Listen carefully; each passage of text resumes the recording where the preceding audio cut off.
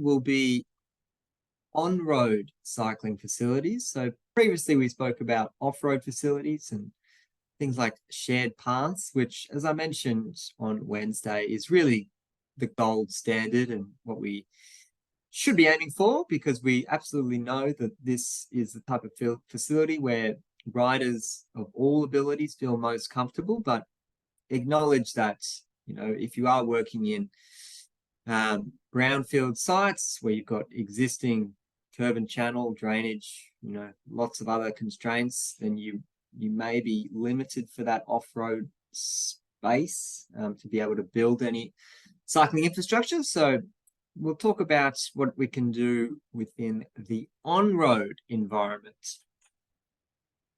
As mentioned, we will be recording this, so that's good to go. And there's just a few topics I wanted to close out from our last session. This was sent in from a participant of a shared path near where they were living.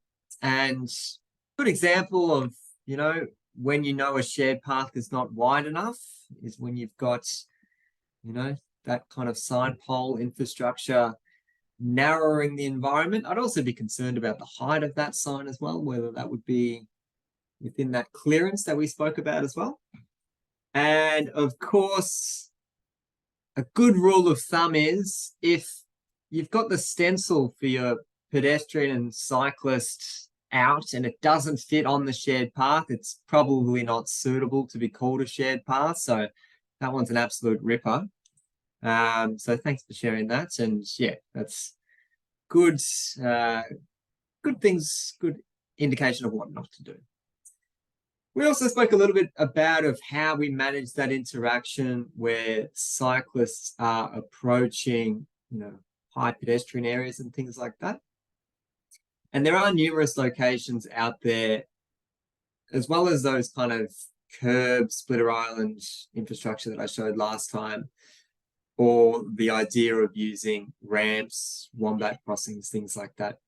You can also use transverse pavement markings. So transverse just means running perpendicular to the flow of travel.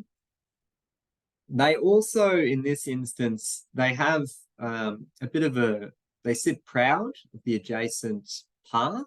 So if you are riding through them, you get a haptic feeling in your handlebars. I mean, like you feel like there's something coming up, and the reason that's been installed is to alert riders to the upcoming pedestrian crossing, the zebra there. So that's another option for you to consider if you are working within that space. Hopefully everyone managed to watch our first 360-degree video from the previous session. And we might start the day with actually launching a poll, please, Marissa. The poll is just going to be reflecting on your experiences of that video. And you may remember that we had these two different examples of cycling infrastructure crossing over roads. The question is, which example do you think shows best practice for a shared path crossing a road? I'll give you 30 seconds to fill that one in.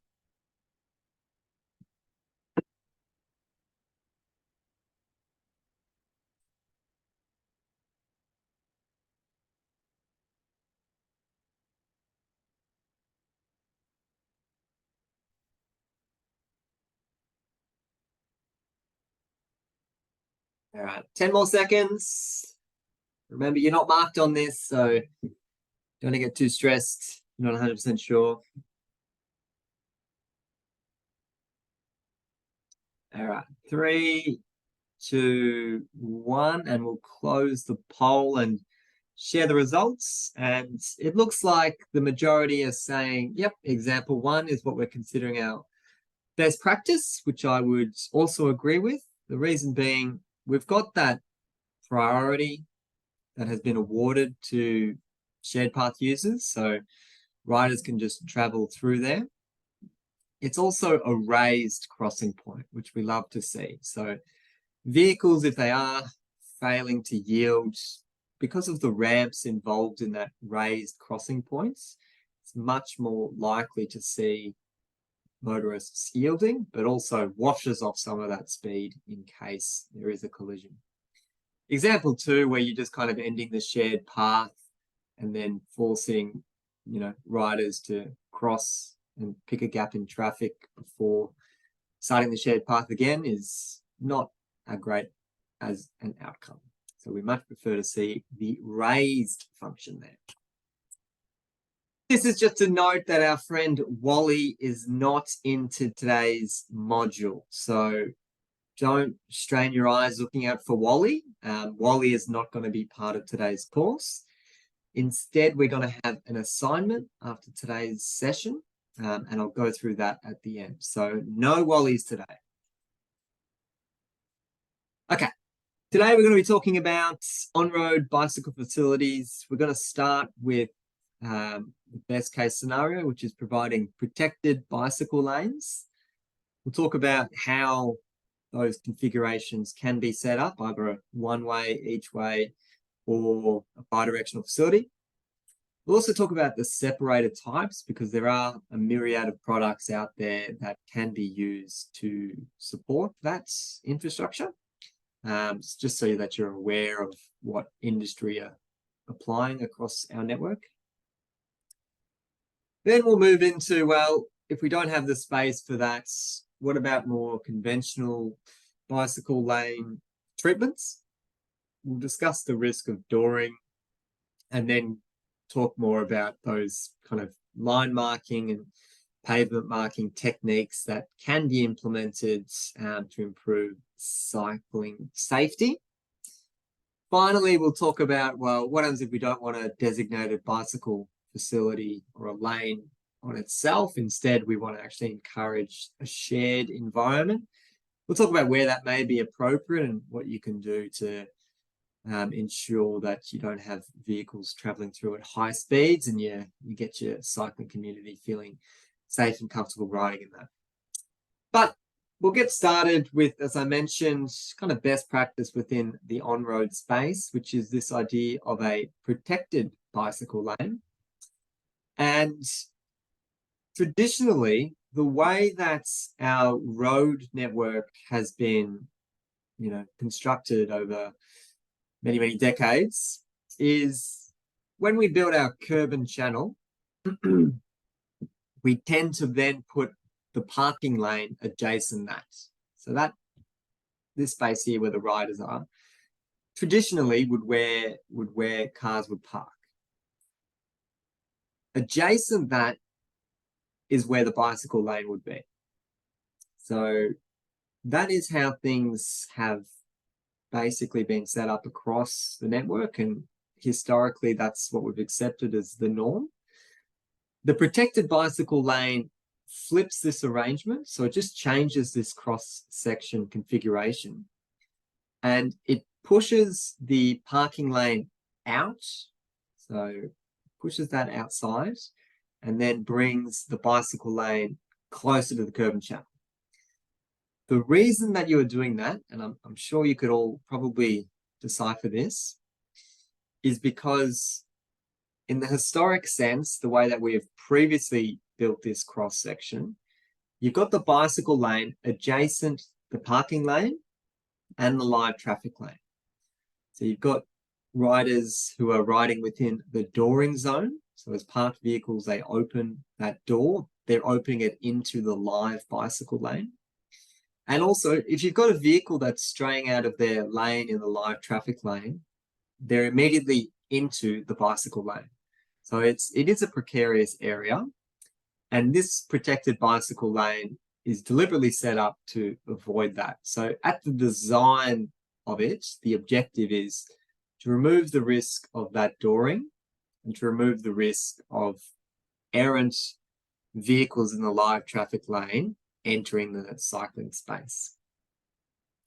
So this is one that I'm particularly fond of. It is a very, very busy commuter route going into Melbourne. And the reason I like this one so much is because of the width of this facility. So if you're adopting kind of bicycle lane conventions, you'd be probably looking at a 1.2 meter wide facility. This is closer to 2.5 meters. And the reason I think that's such a good outcome is because, as I mentioned, this is a commuter route where you do have lots of different abilities and skill sets riding here. And if you were to make this very, very narrow, 1.2, which is only enough space for one rider at a time, if you're a slow rider, you could basically hold up a lot of faster moving cycling traffic behind you.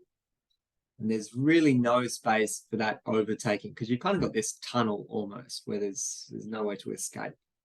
And that can be quite frustrating, particularly on the commuter route. So really big fan of being able to provide that additional width, particularly where you know you've got those high cycling volumes, to avoid that frustration.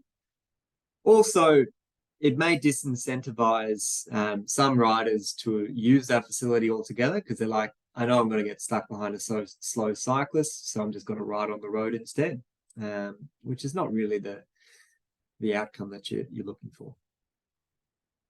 Now, a few years ago now, the City of Melbourne did conduct a study to evaluate the sentiments of riders cycling in different facilities. And 83% of respondents agreed that they felt comfortable in riding in a protected bicycle lane. That number dropped to 22% when you look at our more conventional painted bicycle lanes. So once again, if you were looking at our existing cycling networks across all of our jurisdictions, you would actually see the majority resemble this second image where we know roughly 1 in 5 only feel confident in riding there. So if it is part of your jurisdiction's strategic objectives to really improve the amenity, safety of cycling facilities, but also to see the uptake in active transport, we really should be focusing on things that we know the cycling community, they really value and that they know that this is something that they want to use. Otherwise, we'll just see small incremental use of existing facilities and not necessarily getting that range of demographics using the cycle facilities. Okay, so a protected bicycle lane, as I said, the way that it's set up is switching where the parking lane goes and where the bike lane goes, and providing some type of buffer in between the parking lane and the bicycle lane. And the reason that you have that buffer there is because the passenger side door can still swing open and potentially enter the bicycle lane. In a perfect world, you would have that separator the width of a car door opening, which is about the 1.2 to 1.5 meter mark. But once again, recognize that you generally want to use your existing curb and channel to curb and channel line, so you don't have to do extensive drainage works. But this first kind of scenario that I'm showing here is what's referred to as one-way paths, which is basically just you've got a mirror image of the road carriageway. And riders can go in the protected bicycle lane and travel in that direction on that side. Riders can go on that side of the carriageway and travel down the page. So it's just a clear mirror image with both those separators provided on either side of the parking lanes.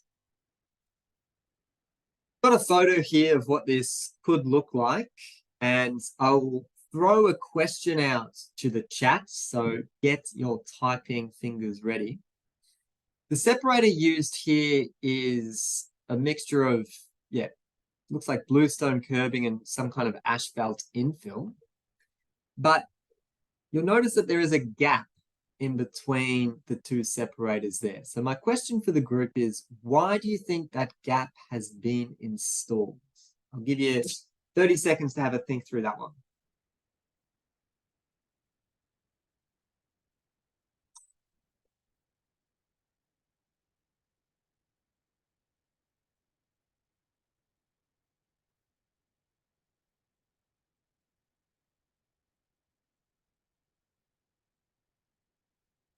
Right, I'm not sure we needed 30 seconds there because we've certainly seemed to have a consensus that drainage is in fact the reason that you would include those gaps. So Marissa, we'll give a prize out to the person that typed drainage the 6th time. Number 6. Congratulations, number 6. But just to confirm what that is talking about, in case that's not clear, if this is, solid the whole way through, you'd basically have water ponding where the parked vehicles are, which is not ideal. Or you'd have to install additional side entry pits, connect into the curb and channel line, dig up the whole carriageway. It's way too much effort. So instead, generally when you're doing these separators, you just provide those gaps for the drainage. A flooding modeler would be able to tell you exactly how frequent those gaps should be, but yeah, there's no real guidance that I've seen to say that it's exactly 6 meters or exactly 15 meters you have a break.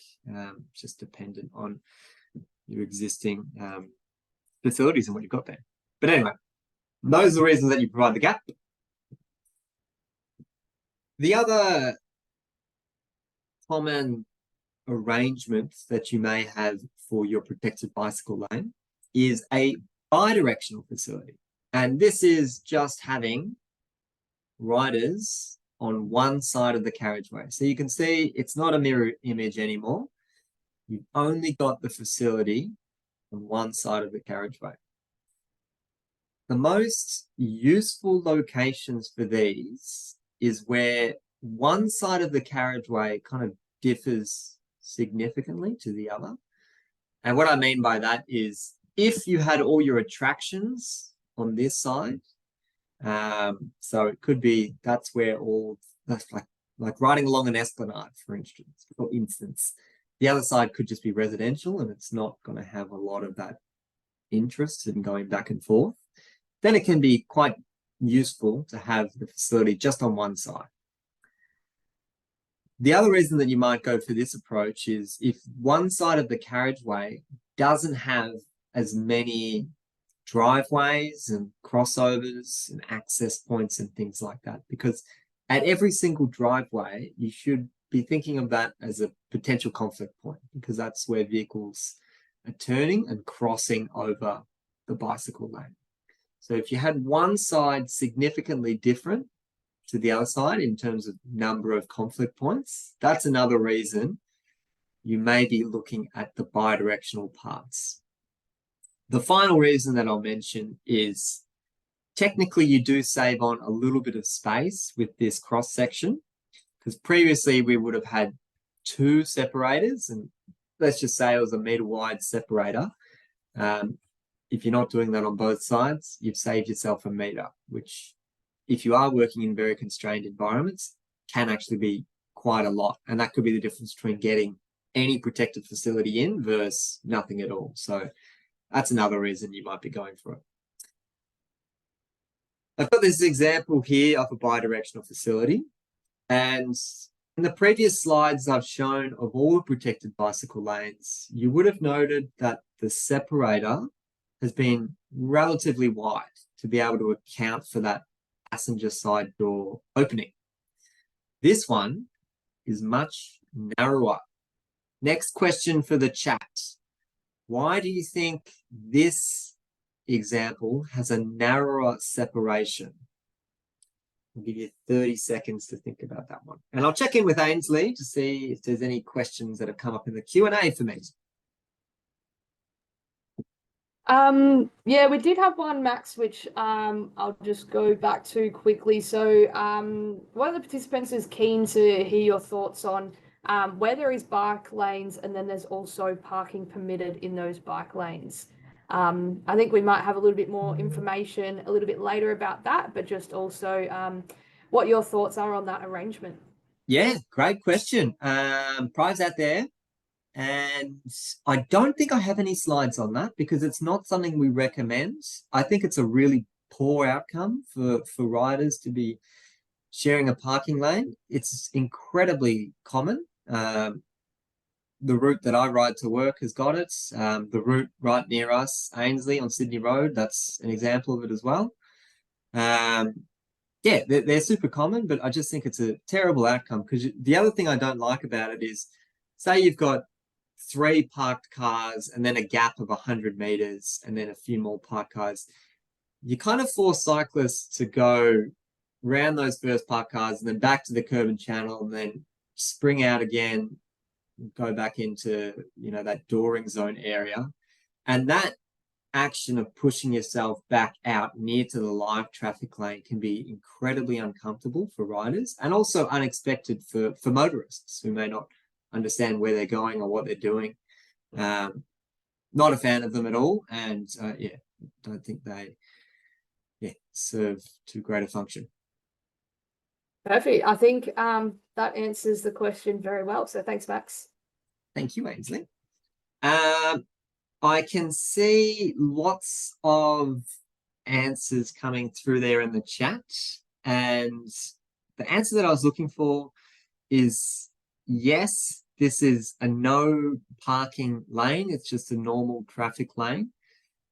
And so without the parking lane being there, you don't need to worry about that door swinging open and entering the bicycle facility. So that's the reason it is narrower separation.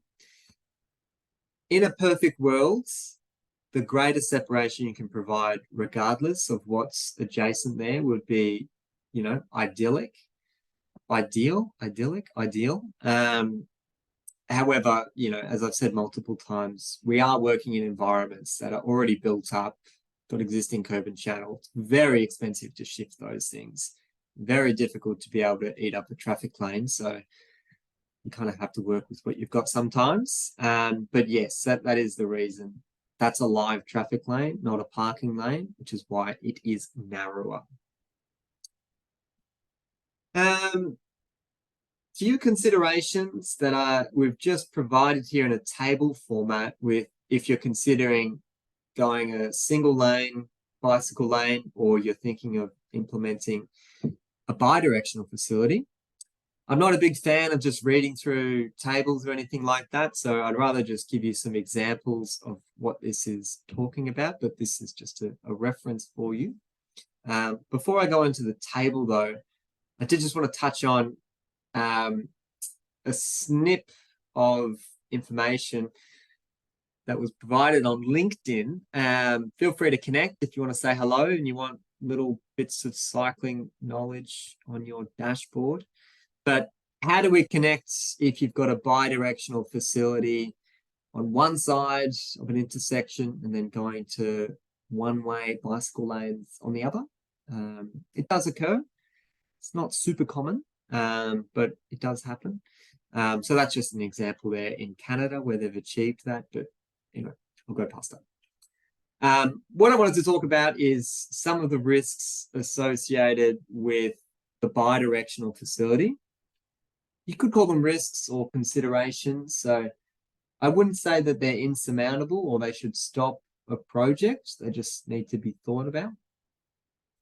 And it's basically got to do with what motorists are used to seeing.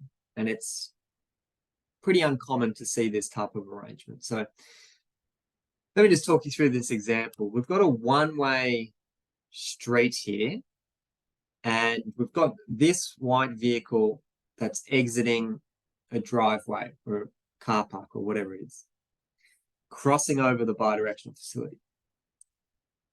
Intuitively, the motorist is focused on oncoming traffic. So they're basically looking for all the cars that are oncoming, which is completely understandable. It's exactly what we've been taught since we've been driving vehicles, to look for the other big metal vehicles that could crash into us. So that's going to be the focus.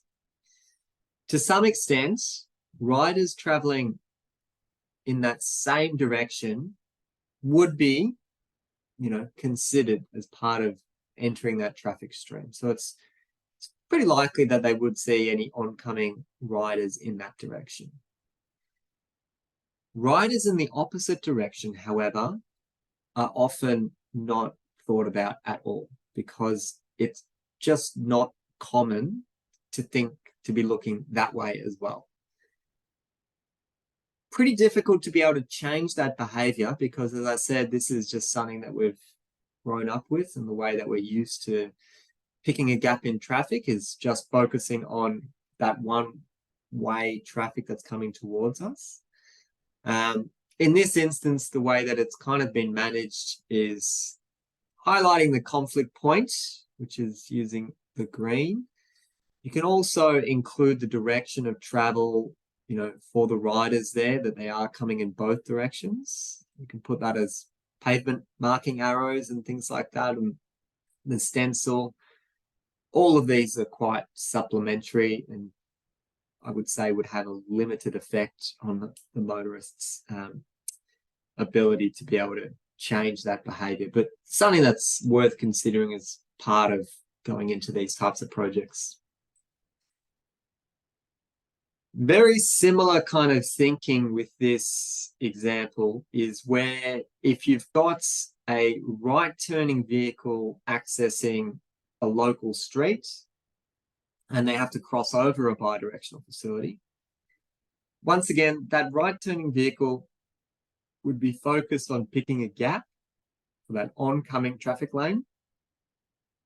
To some extent, they'd be able to pick up riders in that same oncoming direction, but those riders in the yellow there that I've circled, because they're traveling in the same direction, virtually impossible to be able to turn your neck and be able to make good sight connection with riders in that position. It's just the geometry of, you know, the way that we are set up, and also, as I said, the behavior of what we're kind of used to doing. So the way that this could be alleviated or mitigated as a risk, which you can kind of see here, is providing this little propping bay. So basically a right turn vehicle only needs to think of oncoming traffic before entering this little bay. Then they can pause there again, give way, look left and right for any riders before crossing that facility. Does take up a bit of space to be able to achieve that, but that is certainly a pretty good way to be able to mitigate that as a risk. Something else that I think is a good solution within this space is where this bay is positioned, using a different surface, something like cobblestones, something with a lot of, you know, friction, I guess, so that as a motorist is turning right, they're less inclined to just continue straight through. They've got that haptic warning that, you know, you need to slow down again and give way. So that's just another thing to consider there. So with the bidirectional facilities, just to close that one out, I'm not saying it's not recommended or that we shouldn't be installing them. There are additional risks associated with them, but, you know, sometimes, I mean, I guess with any part of our transport network has risks, and it's just about how we can mitigate those. Okie dokie.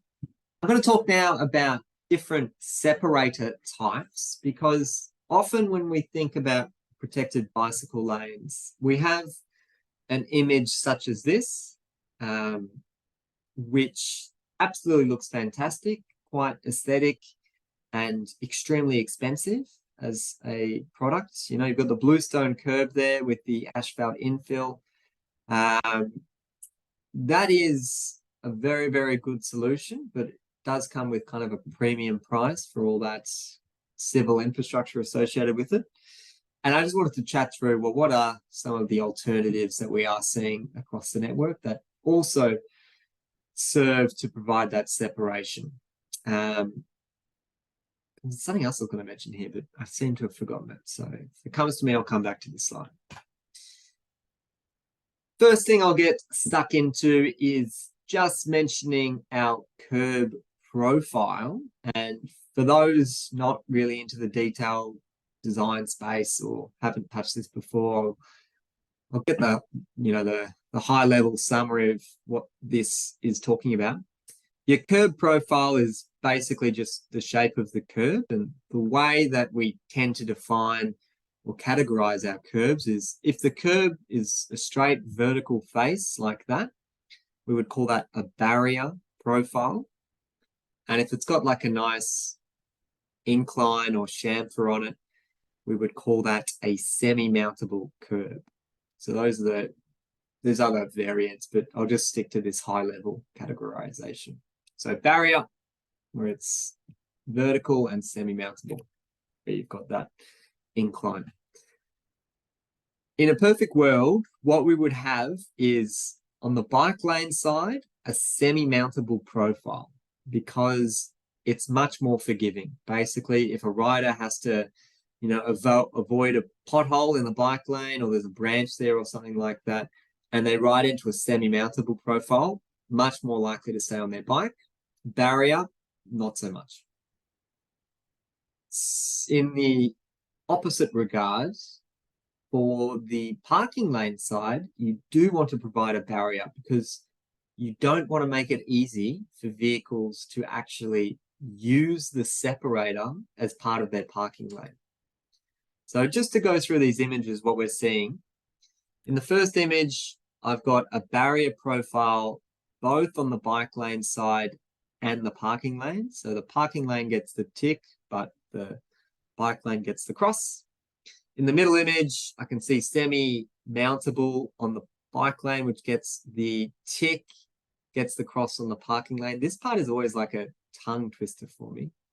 And the third image, we've got the semi-mountable on the bike lane and the barrier on the parking lane. So that one gets the double tick. So that's what we like to see with our our profile curbs in these separator types. And just to show you that kind of risk that I was talking about with having semi-mountable on the parking lane side. So this was recently installed separated facility, and the parking lane side profile for the curb was semi-mountable. So it looked like this as well. And as you can see, if you make it easy for vehicles to enter that space, and they'll use that additional parking width. Obviously, the disbenefit of this type of arrangement is the reason that we're doing this is so we don't have car doors opening into the bicycle lane. And the more that vehicles are encroaching onto the separator, the more likely it becomes of a dooring incident. So, yeah, good reason to be trying to promote the barrier installed there. And I'll show you one more image of a more drastic interpretation. These type of incidents where you've clearly got deliberate misuse of a protected cycling facility. Probably doesn't matter what kind of curb you're using there. It's it's not going to alleviate that behavior, and that's where you're looking more to the enforcement and hopefully community engagement to help, build that education that this is just not acceptable. Ainsley. Yeah, Max, we just had a good question that came through on the Q&A relating to the curbing. And the question is it recommended that they have the upright curbing along the footpath, or is it the preference for that to be semi-mountable as well? Great question. Let's give a prize there. And I would say in a perfect world, if you were doing everything, absolutely for riders, you would be going for semi-mountable because it is more forgiving. However, 99% of applications, you are doing this in already built environments where you would already have an upright or barrier curb profile adjacent where you're proposing the protected lane. And it would be an expensive exercise to dig all that out, demo it, and then pour it again as semi-mountable. So it's probably not the most pragmatic solution, and it's not a huge risk, I would say, on that side. But yes, perfect world, semi-mountable. Perfect. Thank you. No worries. Just thought I'd show you what this one looks like, where you can actually see the profile there on the parking lane side, just to show basically why it's pretty easy for vehicles to mount that separator. I also wanted to just make a note that where you are working within this space, if you're doing any designs at the moment for protected facilities, if you've got any disability parking bays, disabled parking bays, you really need to think about how you are going to maintain that connectivity to the adjacent footpath, because I'm sure, as you could imagine, if you're providing separators through there and then expecting people accessing those parks to step up onto the separator or anything like that, you could be creating some mobility challenges. So just a reminder here that where we do have any of those disabled car parking bays, we do provide gaps in the separator, and also, you know, a clear crossing points over the bicycle facility and a curb ramp or pram ramp, so that those users are able to access the adjacent footpath and they're not stuck or, you know, having to walk up or, you know, use their wheelchair up 50 meters to get to another curb ramp. You want to make it as easy as possible. So just a reminder there. Here's an example of not such a great treatment, but this is protected facility, and I might just zoom in so you can have a better look at that. I actually love zebra crossings across bicycle lanes. I've got no issue there. I think that's a good idea to highlight that priority. But what has been missed in this regard is there's no curb ramps. So you've got pedestrians that have to walk down onto the bicycle lane and then back up to access that adjacent footpath and the bus shelter, things like that. And for people with mobility issues, that is just not achievable. So really, really important that we get these things right. And I will just go back because I just made a note of something. I might try and zoom in to make it a little bit clearer. That's another example of the transverse pavement markings that I was talking about at the start of today, where you provide some, you know, treatment so riders are aware that they're approaching something a little bit different and they need to give way. There's also the give way stencil as well, but they can be quite useful in just providing a bit of vibration in the handlebars. There we go. Okay. So this is a different type of separator. These come in kind of precast units, and what that means is basically you can lift it off a truck and bolt it down into the existing asphalt, and much cheaper to install.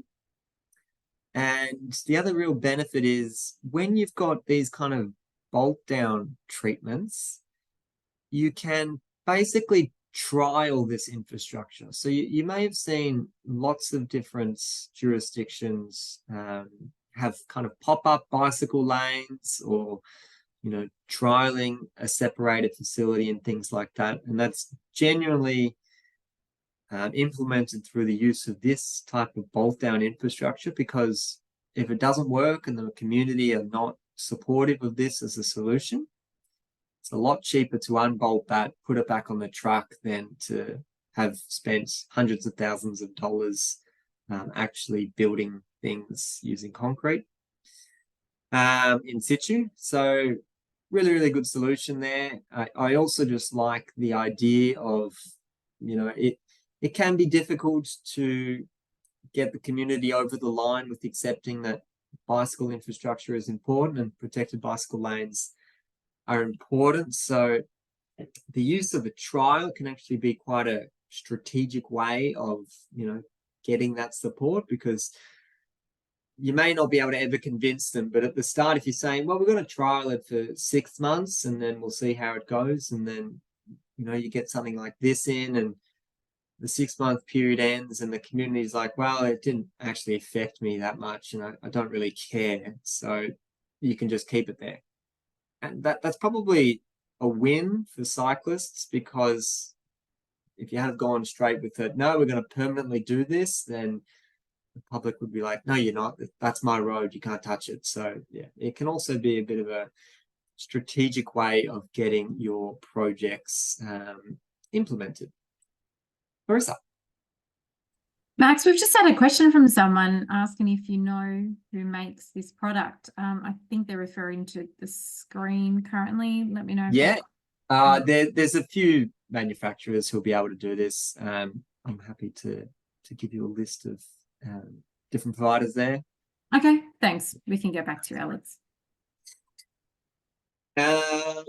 Another separator that may be used is planter boxes. And I do love the idea of this. I'm a big greenie myself, and I've got lots of planter boxes at home. I think it looks very pretty. Few issues that do come up though with planter boxes is it looks, you know, it can look quite nice on day one, but 6 months down the track, is anyone actually trimming the shrubbery or applying fertilizer, or is it just going to die, or is it going to be overgrown and then entering the bike path and things like that? So you've got that kind of issue. Planter boxes are also quite notorious for having pedal strike, where a rider's pedal, particularly if they're turning or something like that, might collide with the planter box, which is not an ideal scenario. So pros and cons associated with that type of treatment. Here's a lovely photo of some different treatments going on there, and I'll give a prize out if anyone knows where this photo was taken. Oh, some very quick answers there. It is in fact Auckland. It is Federal Street in Auckland. Marissa, I'll let you pick a prize winner there. So you've got the example there of kind of some low-level speed hump type separator, as well as the planter boxes. And I'll go forward in time, just up at the intersection. And you can see the planter box has been struck, and now you've got soil on the carriageway, which is not great, and probably not going to grow too many plants out of that box anymore. So they do kind of come with a maintenance implication, which not always the best thing for jurisdictions to be able to manage. Another separator type, I'll give another prize out for anyone who wants to have a guess at what this product could be called. And the clue is it's named after an animal. So pop in the chat what you think that separator could be called, named after an animal.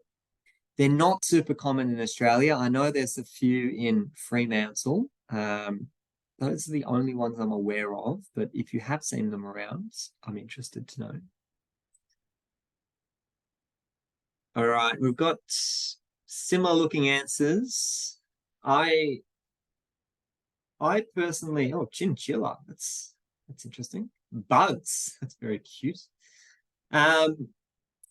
The answer is armadillo. That is the name of the product. And just to recap, in case you haven't been to the zoo lately, that's what the armadillo looks like. So you can see it's a pretty good rendition. I do actually prefer the bumblebee though. I think that's a better name, but I didn't invent the product. I'll show you an example of this. Actually, I think this is in Perth. Sorry, I think Fremantle and Perth have installed a few of these. This is obviously the white and black color instead. This product line is called the Zebra. They're big fans of animals in this manufacturer. But you can see the black and white in particular, it's incredibly low to the ground, isn't it? Like there's not a great deal of delineation there really being achieved. I think also just using black and white, which is the actual colors of the surrounding pavement and the line marking, is not a great choice either, because it doesn't contrast. Like you can't really see that standing out that much. It's very, very common to see vehicles driving over these things and they get a little bump, but that's about it. Like it doesn't necessarily negate that behavior. So not a huge fan of these, but just wanted to show you them. The good positive side of this particular product is they're made of 100% recycled plastic material. So if you're looking for sustainability, improving that aspect of your project or meeting that objective, that could be something else that's used. Okay, a few more separator types. We've got these ones, which is basically using some degree of paddleboard, a clem fix type of arrangement. Once again, it's bolt down. I much prefer these. I think the vertical delineation adds a lot of, presence to the separated facility, meaning it's much less likely that you will have vehicles entering that space and potentially straying into the bicycle lane. So really like this as a solution. Once again, because it's bolt down, you're able to trial things out, get it installed quickly, those types of things. Similar example here of those flexible bollards or paddles being used there. This was a really good example in Melbourne where during the COVID pandemic, this was a traffic lane. As you can see, it's quite wide and it crosses over this old bridge. Prior to the installation of what we're seeing here, the bicycle lane just ended and some riders kind of tried their luck riding here in the live traffic lane, 60 kilometers per hour. Others used the bridge footpath, which is incredibly narrow. It's about 1.2, 1.5 meters and commingling with pedestrians there. Terrible scenario either way you rode that, but during the COVID pandemic, one of those traffic lanes on each side of the carriageway was eaten up by this type of a trial, and it was deemed to be successful because it's still currently out there. Such a big win for riders to be able to have that space and not have to interact with a live traffic lane or not interact with pedestrians on the bridge as well. So really, really good to this one.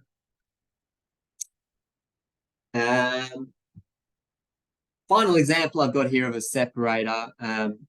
This one is similar to the other ones, but it's actually just individual flexible bollards. So they're not installed as kind of part of a line or a row, which means you can kind of put them at any increment that you want, which can be good if you want to do them much more frequently. But this is quite an interesting site because it's a clearway. So at some times of the day, you'll have vehicles parking here, which means you can't really put lots and lots and lots of these flexible bollards because passenger doors would just be bashing them and then, they'd be folding over into the bicycle lane. Instead, these are installed about every 6 meters, which is basically the start and end of every parking bay. Just to hopefully negate any of that car door opening, striking the bollards. Not a great treatment, I wouldn't think. Doesn't do all that much in terms of the delineation. And just anecdotally, I do see these struck quite frequently by vehicles. So they do get quite a good workout from the maintenance crew there. I'll check in with Ainsley to see if there's any questions. Otherwise, we might have a little halftime break.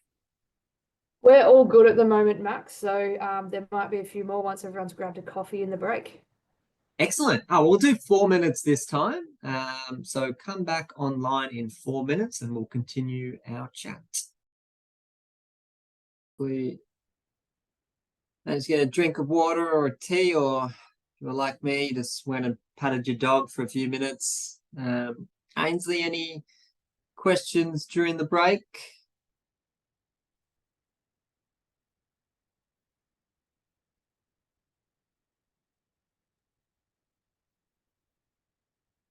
Ainsley might still be getting her coffee. Maybe she's still patting her dog. Yeah, probably. Or a What cat. type of Oh, dog there is it? she goes. Here she is. I've got a rescue dog, so he's a bit of a mutt. He's a Oh. Staffy cross some type of cattle dog. So he's got lots of energy, but also very loving. His name is Biscuit. Oh, very cute. I He's a don't good have any boy. pets, but I do want one. But my house is still a little bit new, so I'm not ready. Ah, Not ready yet, you know. I'm Scratched surprised the all- kids haven't requested. Oh, they have. Ah, They have. okay. I'm still trying to maintain the cleaning. Very Anyway, good. back to normal Um, programming. Any questions in the break there, Ainsley? No, not that I can see. I think we're all good for now. All right, we'll rock and roll then. Um, just to get us back into the mood, we'll play a little game of what's wrong with this photo. We can see a very confused looking cyclist. That's, of course, Ken Beer, our principal engineer. And he wants to know what's wrong with this photo. So chuck it in the chat, anything that looks a little bit odd. Or that is a risk. I suppose I could reword it.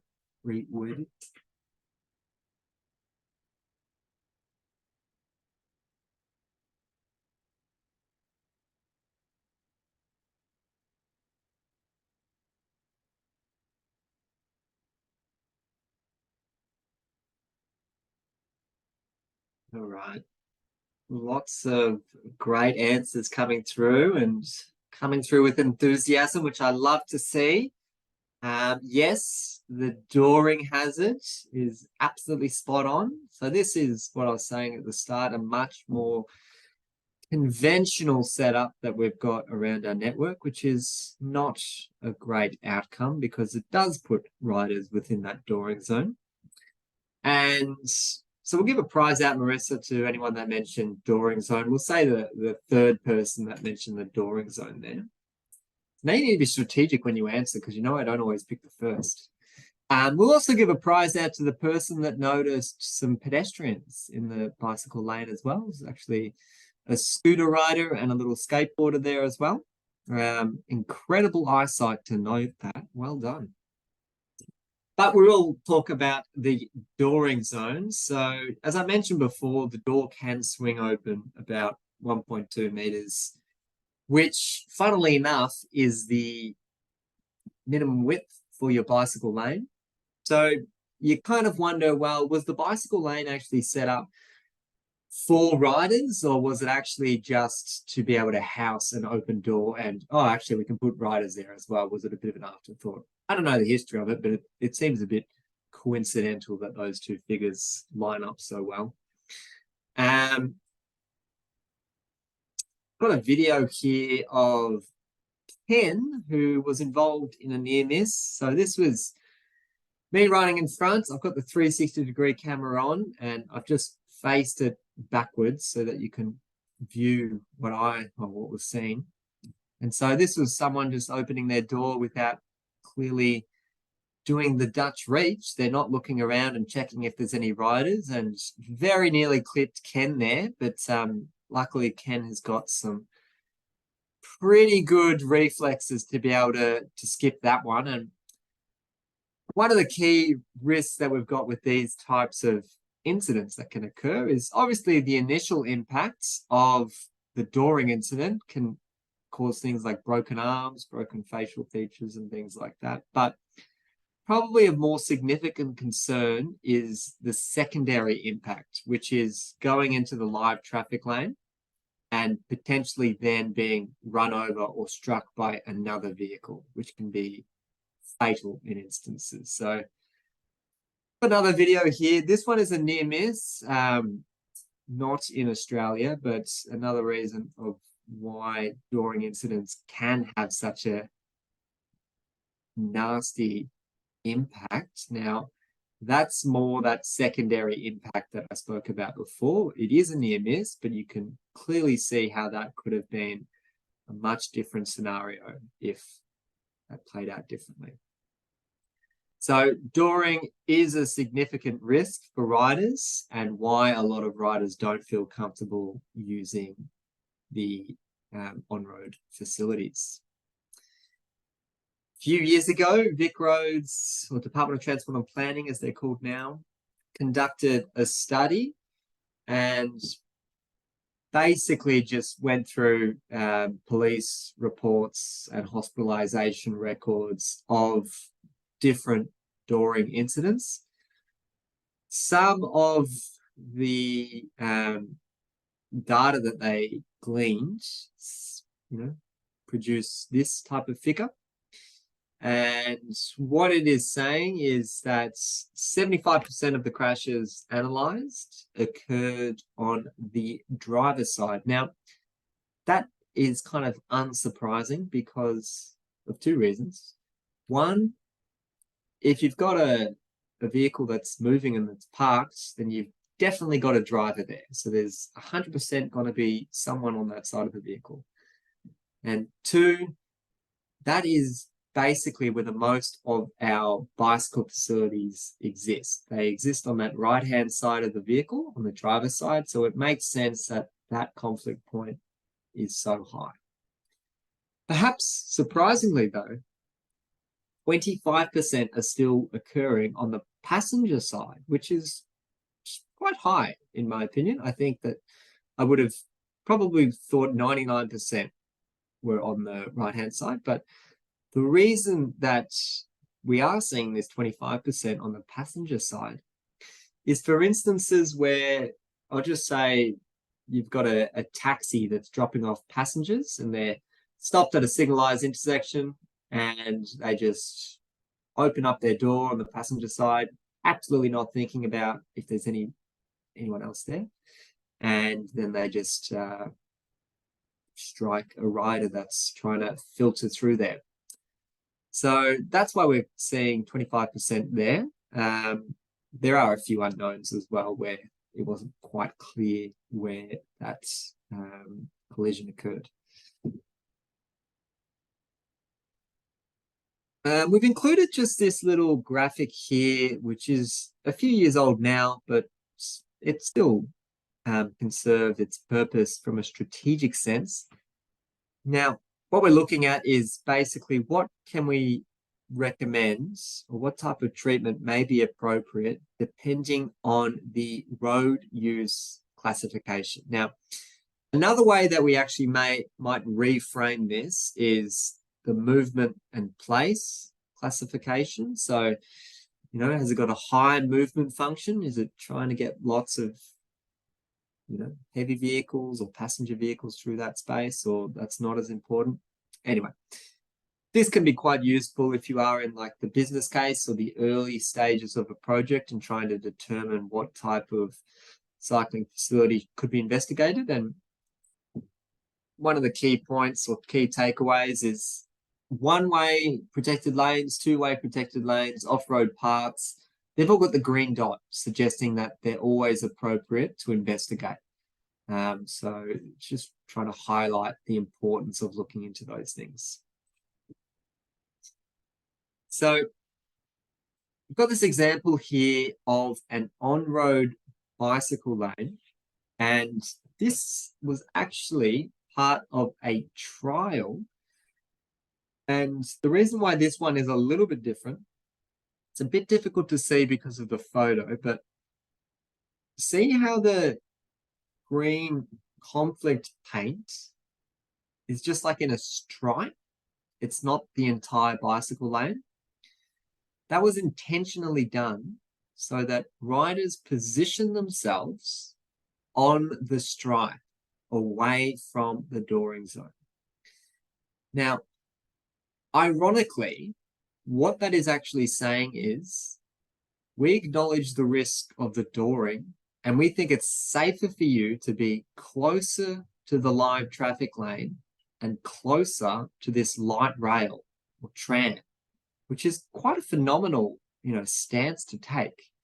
But that's what was installed, and they wanted to see how riders felt about this scenario. And believe it or not, there was of the population surveyed as part of this trial, which was just, intercept method of riders going through there, 75% of cyclists surveyed said they felt more comfortable with just the provision of that green stripe.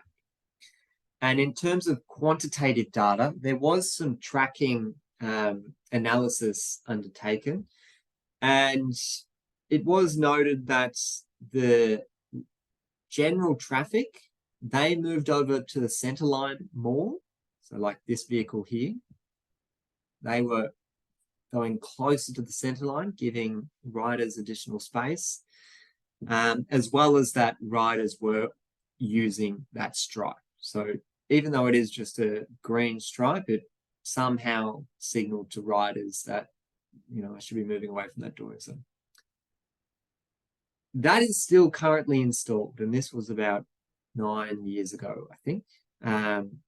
So I'm not trying to say that this is what we should be doing for all of our on-road facilities. I think that we're still very, very far from achieving something that's comfortable and safe if this is all we've got. I just thought it was worth showing something that has been trialed and something that did appear to produce results that were consistent with what the objective of the study was.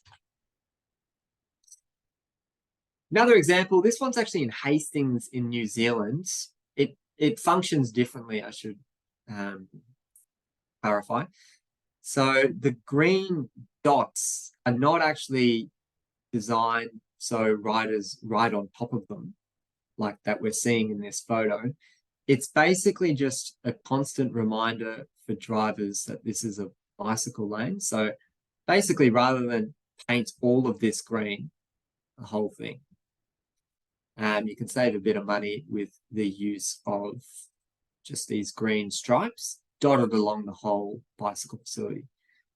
I wouldn't see this one as groundbreaking either. I haven't seen the evaluation of this trial, but that's just something else that I thought was worth sharing.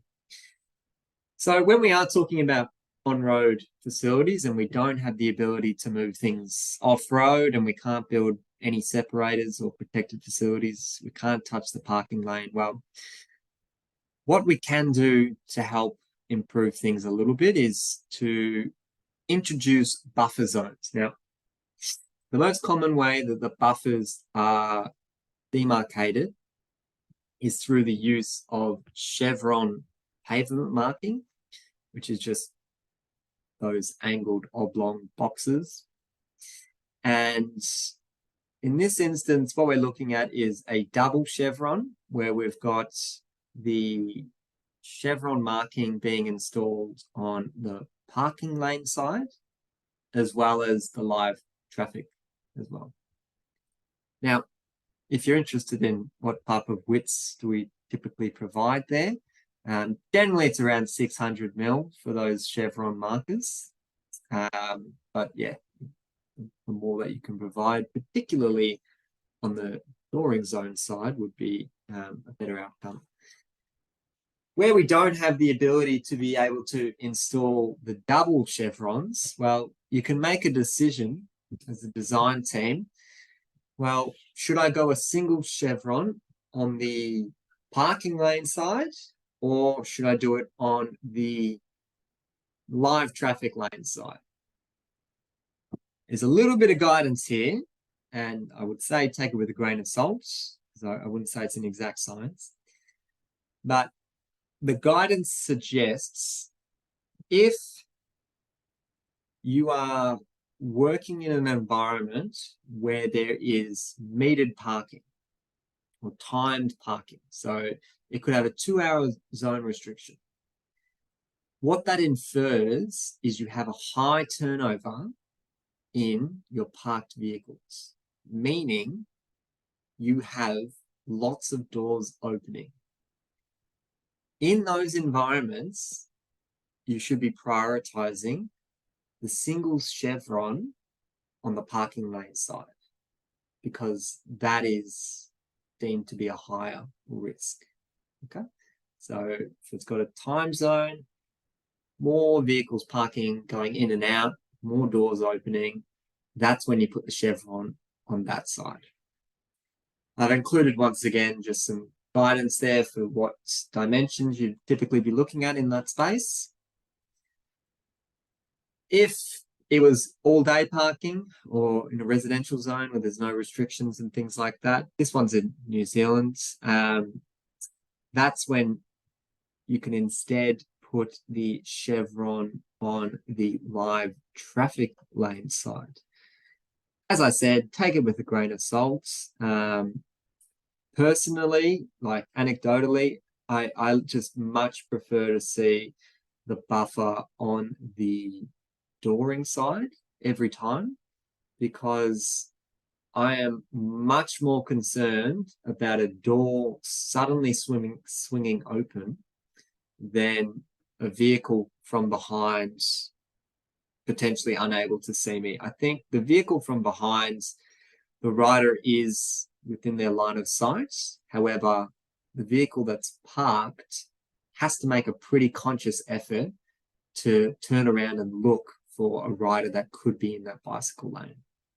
So, yeah, just some information regarding those.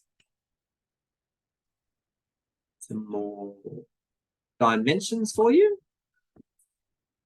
Exclusive bike lanes. So we do have lots and lots of these across our network, and we see them regularly installed in high-speed environments. And what I mean by that, anything above 60 kilometers per hour. You've probably just got a bit of paint and then a bicycle lane, and that's it.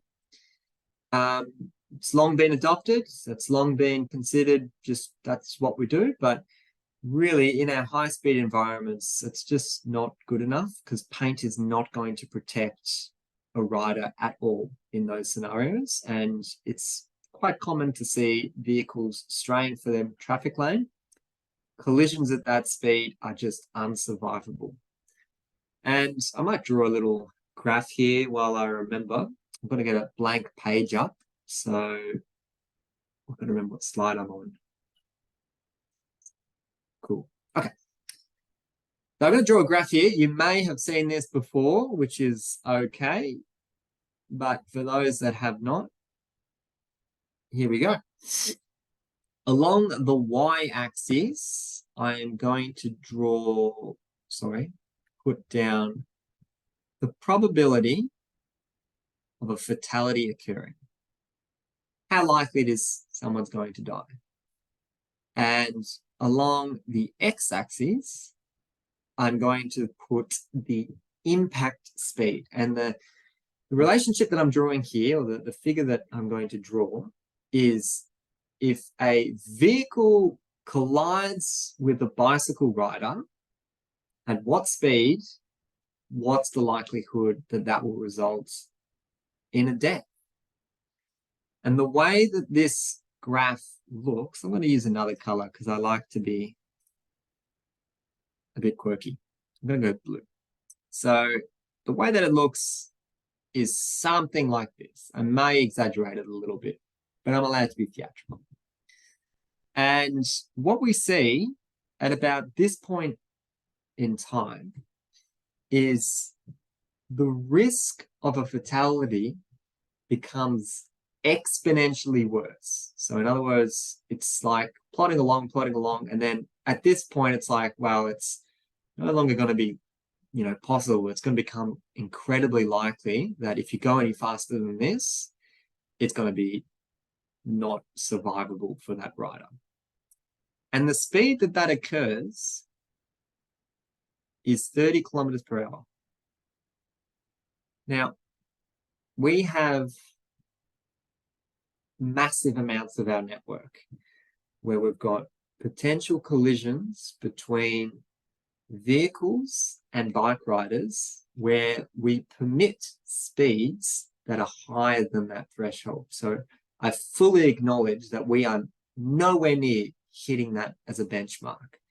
But I wanted to just show how vulnerable riders are, and something that we really need to be thinking that if we're just going to be doing on-road bicycle lanes at 80 kilometers per hour, we know if there is a collision, 99% of the population would not survive that. It's just, we're not built to be able to withstand that much force. So we should be really trying to push off-road cycling facilities or some degree of separation, just to ensure that we are not seeing more of our cycling community injured in ways, or, you know, perishing on the network.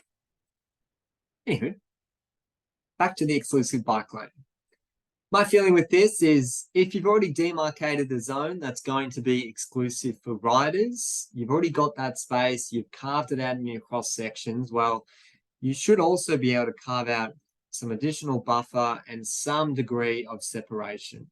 What that looks like is really up to the project team, but you've already got that space. What else can you do with that space to improve the delineation? These kind of breadcrumb trails, which is, it's still in the Australian standards. It's like this little ... and then the bicycle symbol. And then about 200 meters later, you do a ... bicycle symbol. I'm not a fan of them at all. So I just don't see the point of it. I don't think it adds much value at all. This is an 80 km/h speed zone that we're in here. And you've got vehicles just come off the freeway, and they're, you know, going up to this hill where you've got kind of a blind crest, and you've got riders traveling much slower because they have to, you know, go up this hill. And if you're me, you're probably having to push your bike up this hill. So it's just such a terrible solution and not at all appropriate. So not a fan of those types of treatments at all.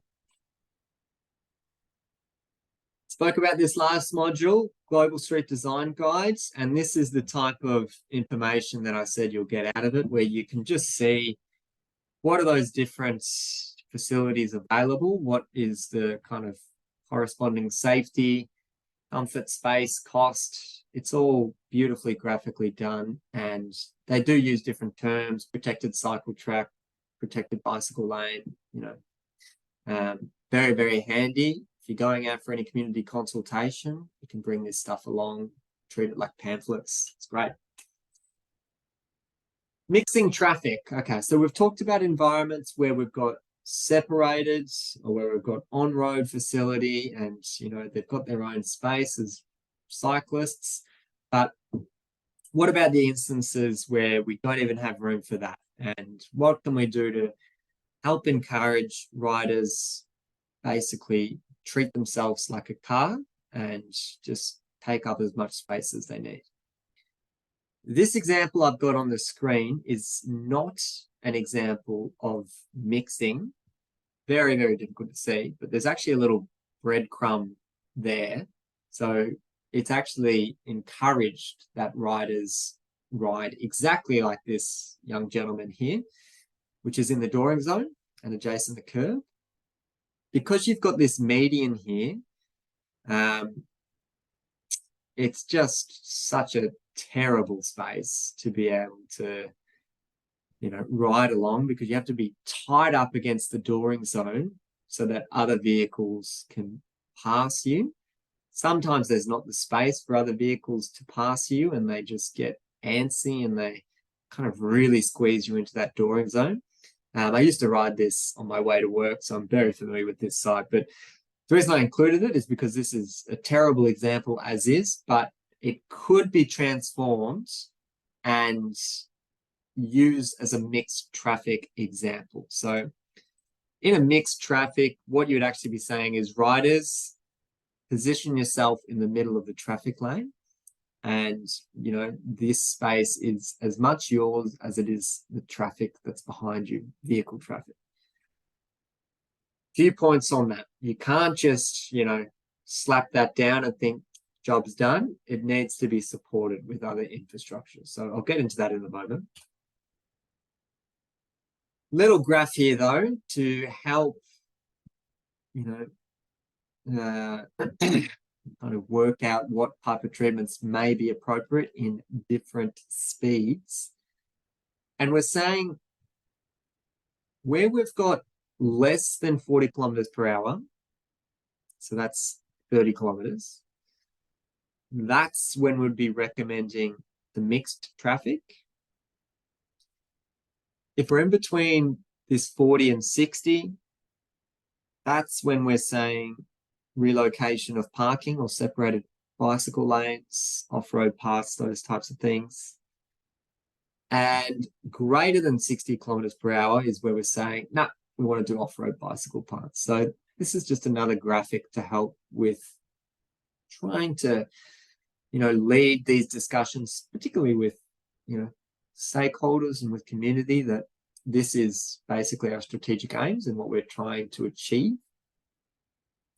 And the space that we're going to focus on now is that low speed, so less than 40 kilometers per hour.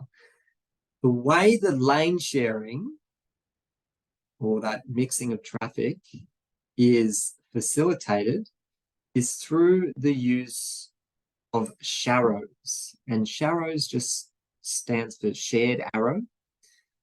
And it is an indication to both motorists and to riders that this is no longer just a general traffic lane anymore.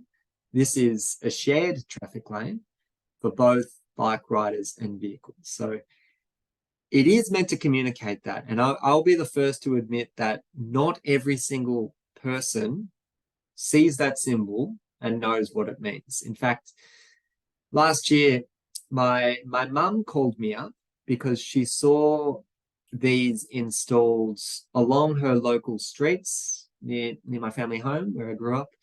And she was like, what is this? What's going on? Am I allowed to drive here anymore? Or is it only for bikes? Like, she didn't understand it, which is, fine. I'm glad that she called me so I could explain, no, you can still drive there. It's just trying to communicate that this is a shared area for bike riders and for vehicles. So you no longer can just assume that all bike riders are going to be riding to the curb. Instead, they can claim the traffic lane. Does there need to be more promotion of that information and education? I do think there needs to be, but hopefully everyone in this webinar will be able to help spruik that message and share it at your next barbecue. Sharrows, okay. So where we are recommending them, as I said, speed zones, speed areas less than 40 kilometers per hour. This is one where we actually do have a 30 kilometer per hour speed zone. They're quite uncommon, I would say. Depending on which state or jurisdiction you're in, you may say that they're not at all feasible. And they're very, very difficult to implement because of the bureaucracy that we kind of have and the political will that we have of trying to obtain any speed reduction. But really, really important for where you are mixing that traffic is to ensure that your traffic speeds are low. This is in an inner city area of Melbourne, but I've got another example here of a regional town about 4 hours outside of Melbourne in Warrnambool.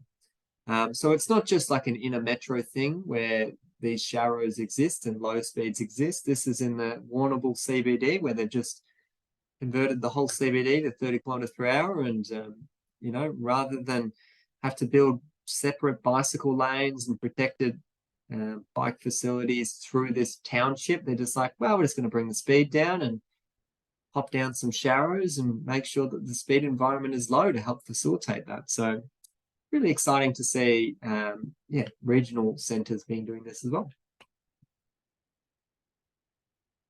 This one I wanted to show is a sharrow flower, which is in Portland, Oregon. I got to visit Portland about 6 months ago or so. They're very, very fond of sharrows and using sharrows as a solution within low speed, low traffic volume routes. In fact, what's really, really common in Portland is you may have like an arterial road where you've got your traffic, general traffic lanes, you've got your buses, you got your light rail and things like that. And they just made the decision, you know what, we're not going to build any bike lanes here because it's too hard, it's too congested. And instead, we're going to take the parallel route, which is local streets, and we're just going to pump that with active transport. So this is going to be great for riders. And the way that they facilitate that is basically every few blocks, they just close it off to general traffic. So you can't just use that as a rat run if you're trying to drive through that parallel route. You basically get forced back onto that arterial, and yeah, really helps bring down the speeds, bring down the traffic volumes, and makes it a very nice ride if you are just traveling there through bikes. Where you don't want to be installing your sharrows, examples like this. So this is a light rail track, and the sharrow has been installed in the middle of it. Those light rail tracks are unfortunately just wide enough to be able to house a bicycle rider's tire, meaning you really don't want to be encouraging riders to travel across them at any acute angle. The angles that we do like to see are between 70 and 90 degrees, basically as close to perpendicular as possible, because it's incredibly easy for bicycle tires to get caught in those things and then obviously falling off your bike. I would say that in Melbourne, certainly amongst my friends, because we've got such an expansive tram network or light rail network, and we also have lots of cycling facilities, it's almost a rite of passage to have had your bicycle caught in one of those. I'm one of them multiple times. Not a fun feeling, particularly if you're falling off into a live carriageway. So we like to avoid any indication that we're trying to promote that movement across the light rail. I should have also confirmed that only lasted about 3 weeks, and then they had to scarify that off because it was seen as inappropriate. Okay, so I've spoken a lot about, well, we want to do the sharrows in low speed, low traffic volume environments. Well, what we can do to help with the speed is a raft of local area traffic management techniques. And for anyone that does work within a council or local government area, you would be acutely aware of these suite of treatments, things like chicanes and slow points, speed humps, things like that. Anything so vehicles can't get their speed up because another 400 meters down the road, there's another speed hump, and then there's another one. So you want to disincentivize any of that fast travel. And that's incredibly important where you're actually promoting the use of sharrows. You don't want to make it an option where vehicles can travel fast. This example is taken from Adelaide, and I've included it because I really like this as a feature where the bicycle community have basically got a bypass. So they don't have to worry about going over this hump and, slowing down and dealing with that. Instead, they've got that space at the side there where they can just travel through, and they've got a nice smooth ride. But any vehicle does have to yield, give way to oncoming traffic, and really, really slows traffic down. For those who may have noticed as well, the signs have actually been graffitied because some resident on this street was very upset that there's sharrows there, and she wanted to let the community know that she's not happy with these new treatments. But that is one of the challenges of kind of any changes that you make to the transport network. You'll get lots of enthusiastic people on one side of the fence being like, yep, this is exactly what the street needs, and other people that will be like, this is the worst thing ever, you can't change anything. So it's difficult. It is very, very difficult. And I think cycling infrastructure in particular is definitely suffers from that sentiment. Another example, this one was from Christchurch in New Zealand, of a bit of a slow point and also the use of that bike pass facility. Spoke about it with that little anecdote that I talked in Portland, which is this idea of blocking off vehicles, but letting riders pass through. So kind of modal filter, it can be called. It's a little bit difficult to see from this angle, so I'll just go to an aerial to show you what I'm talking about. And first thing I'll do is I'll show the passage of a vehicle if they were traveling southbound and they wanted to continue through here. They'd have to do something like this, which is, I'm sure you can imagine, quite inconvenient if you're a car. And that will actually disincentivize a lot of drivers to use this as a route because they just can't be bothered doing that. Riders, however, can travel straight through. Now, the limitation with this example, this is what is referred to as a partial closure.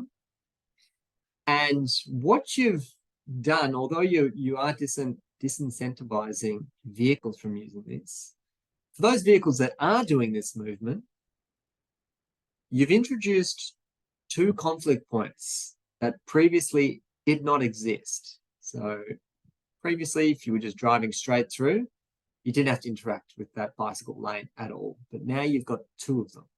So it's not great from that side of things. And the reason that we don't necessarily think this is the best example of it, instead, if you were to extend this all the way and made it, this goes straight to another arterial road, and that's where they have to connect, that's a much better outcome.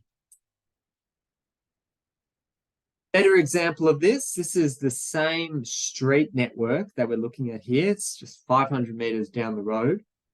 And it's an example of a full closure and similar type of environment where riders are able to travel straight through. I don't know why the thing did that then.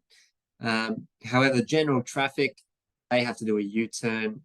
They have to go back onto the arterial network, which is where their journeys are being prioritized, and get off this section where instead active transport is being prioritized. Really, really good way to promote your cycling corridors in residential streets is through the use of things like this. And it can be coupled with sharrows. This one wasn't, but there are examples of that. That's it for the content for today, but I do want to go through the assignment and things like that. Before I close off though, temporary traffic management, if you are working within that space there, really, really, really common to see those signs being installed in the bicycle lane, which is so annoying, and obviously a hazard for riders because they have to either weave around into the traffic lane or get into the parking lane if there's space for that. So have a think about how that is going to be managed as part of any construction work that you've got going on. And yeah, obviously making sure that there's no barriers for entering any on-road facilities and things like that.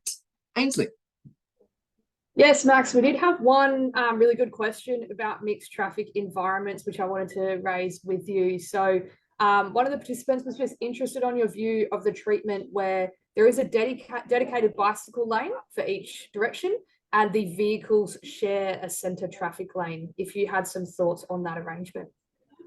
Excellent. We'll give a prize out there. Great questions today. I will actually put a few slides in next module just to help articulate this a bit better for those that can't picture this scenario. Overall, I've seen it work. I've ridden in environments and I felt comfortable with it working. Really only appropriate where, once again, you've got low traffic volumes. And I should clarify what I mean by that. I'm talking 1,000, 2,000, maybe 3,000 vehicles a day tops, like nothing more than that. So you want to have low traffic vehicles Ideally, you want to have no angled parking or anything like that because they're still backing out into a bicycle lane, and angled parking adjacent a bike lane just doesn't work. There's no way around that. You can't do that. And yeah, slow speed as well. You don't want to be doing this in parts of the network where vehicles can get up to high speeds because it'd be very uncomfortable and probably limit that ability for oncoming vehicles to yield. But I'll put some slides together so I can actually talk to that, because conceptually it can be difficult to imagine what that means. Perfect. That's all for now. Thanks, Max. Thank you, Ainsley. So, as mentioned, I will chat through the assignment as part of today. You're welcome to continue asking questions, but really important that we make sure we're all on top of what is required. Part of this assignment, because you will be graded on it, and I just want to make sure you've got it all down. They're up to module 2. At the end of today's session, once again, you can watch a 360-degree video, same as module 1. We'll get you to click on that, have a look around, and you'll get to experience what it feels like riding in some different on-road environments. No quiz today, but the task that you will need to complete is this module 2 assignment. So I'll click on that one there. And we've got 2 documents in here. Got a Word document, module 2 assignment, and a PDF, module 2 design review. I've already got both of these open, so I'm just going to share the Word document first. All right. The instructions. Step 1, download and review the module 2 design review file. So that's just the PDF that I spoke about. And the PDF looks something like this.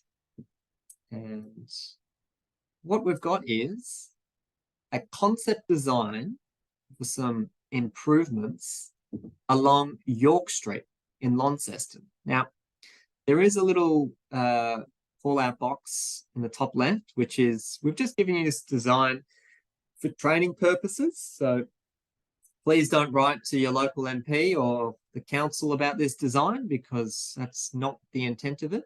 We just want to chat through, something that's tangible and something that you can picture and things like that.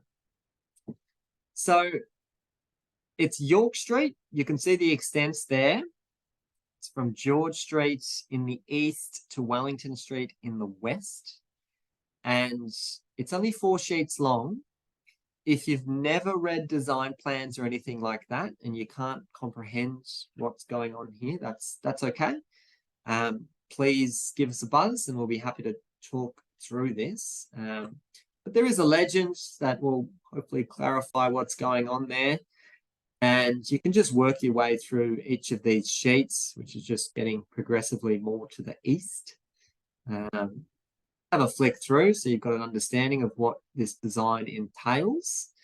And then when you feel comfortable, you can go back to the Word document. So step 2 is reviewing the existing conditions of the site using Google Street View. So we've also provided a link to the Street View, so you don't even need to worry about Googling it. We like to make things easy for you. So you can click on that one. It'll take you to Street View along York Street, and you can just drop the little fallow down and have a look at what the existing conditions for York Street look like. It probably doesn't look like that now. In fact, I'm pretty sure there's been a speed limit change there. That's okay. Just tell us what you see using Google Street View. So that's your task there. Step number 3 is filling out the table provided below. So you'll pop in your name. So we've got a record of that. And then the table that we want you to fill in is just 3 questions long. The response you put adjacent the questions. First question, how does the existing environment cater for cyclists? So What I want you to do is picture yourself if you were riding in this existing condition of York Street. So thinking about the street view, what type of facilities exist for bicycle riders? Things I'd love you to talk about are things like speed. What's the speed? Use the correct jargon and terminology and have a go at that. This does not need to be, a long, multiple paragraph submission. We're very happy with dot points or short, sweet sentences. That's completely fine. So you don't need to be too worried about drafting essays. Question number 2, how does the design cater for cyclists? So first question was, what's the existing conditions doing? Second question, you've had a look at that PDF.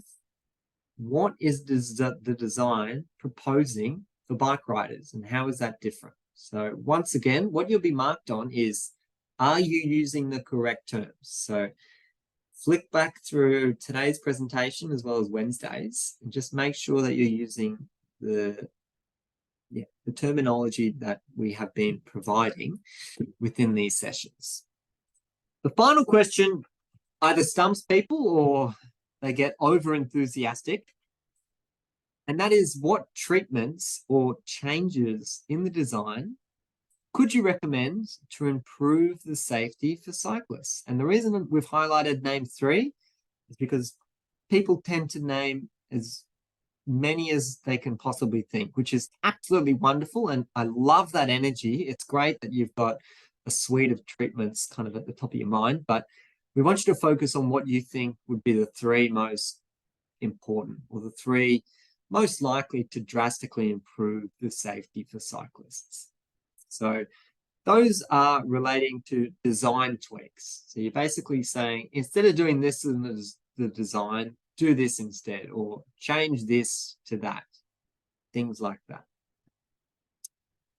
What you'll then do is you can save a local copy of this, save it on your desktop or save it to your SSS file, and I'll go to student view so that you can have a look at what you will see. I'm in marker view, and on this same page, there's a button which is just add submission. You just click on add submission and you upload the file. You can drag and drop it, or you can click the upload button. You save your changes, and then we get a little notification saying that you've completed your assignment and you'd like it marked. We will then mark it and provide comments within the LMS. So everything is done on this program itself, not via email or anything like that. If you were unsuccessful in meeting that minimum 80% pass mark, we will provide you feedback on what you can do to get a higher mark. But if any of that's not clear, please reach out and we'll be able to coach you through that. Marissa. Oh. No, nothing extra from me. You've covered everything brilliantly. If anyone has any questions, please, you can pop them in the chat or you can email them through. Hopefully you've had a chance to complete the Module 1 quiz. If you haven't,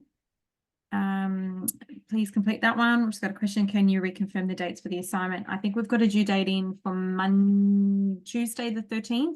Yeah, Tuesday the 13th. Before the next module. Yeah, so we've given you some time at the end of this module so you can smash it out. It really shouldn't take you longer than 15, 20 minutes. If it is taking you longer, then perhaps you're getting too stuck into the detail. So keep that in mind. So giving you some time now, you can watch the video for Module 2 and complete that assignment as well. Any closing questions there, Ainsley? No, I think you explained the content very well. We did have a few great questions today, but yeah, no more at this point. So you've done well, Max. Oh, thank you, Ainsley. I'll hope you all have a lovely weekend. We look forward to catching up again on Wednesday, where we will be discussing intersections. So we've only talked about kind of mid-block.